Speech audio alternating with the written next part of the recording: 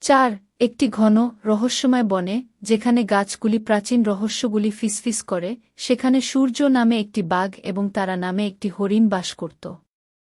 সূর্যকে সবচেয়ে দ্রুততম এবং সবচেয়ে হিংস্র শিকারী হিসাবে ভয় করা হয়েছিল, যখন তারা তার চতুরতা এবং চতুরতার জন্য পরিচিত ছিল।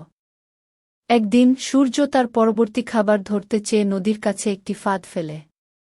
তারা বিপদের অজান্তে পান করার জন্য নদীর দিকে ঘুরে গেল। হঠাৎ তার সরু পা ফাঁদে আটকে গেল।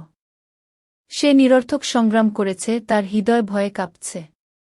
তার কান্না শুনে সূর্য কাছে এল, তার সোনালি চোখ ক্ষুধায় জ্বলজ্বল করছে। তারা কাঁপতে কাঁপতে তার দিকে তাকাল। সূর্য, সে বলল, এখন যদি তুমি আমাকে মেরে ফেলো, তবে তুমি মাত্র একটি খাবার পাবে। কিন্তু তুমি যদি আমাকে মুক্ত করে দাও, আমি তোমাকে এমন একটি গুপ্ত গর্তে নিয়ে যেতে পারি যেখানে ফল, পানি এবং প্রচুর শিকার থাকে। সূর্য থমকে দাঁড়াল। আর তুমি যদি আমাকে ঠকাও? তিনি গর্জন করলেন। তারা শান্তভাবে উত্তর দিল, তুমি আসলে কি হারাবে? তুমি এখনও আমাকে এখানেই পাবে। তার সাহস এবং যুক্তিতে আগ্রহী হয়ে সূর্য তাকে ছেড়ে দেয়া। তার কথাই সত্য, তারা তাকে বনের একটি লুকানো অংশে নিয়ে গিয়েছিল, জীবন সমৃদ্ধ। সূর্য গ্রোভ দেখে বিস্মিত হয়েছিল এবং এর মূল্য উপলব্ধি করেছিল। দিন কেটে গেল, এবং বাঘ অবাধে শক্তিশালী শিকার করতে লাগল, যখন তারা গ্রোভের গাছপালাগুলিতে সমৃদ্ধ হল।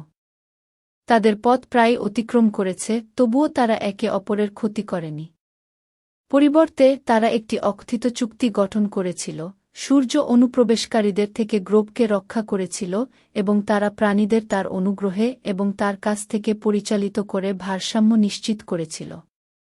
সময়ের সাথে সাথে গ্রোভটি সমস্ত প্রাণীর জন্য একটি অভয়ারণ্যে পরিণত হয়েছিল, বন্যের মধ্যে সম্প্রীতির প্রতীক।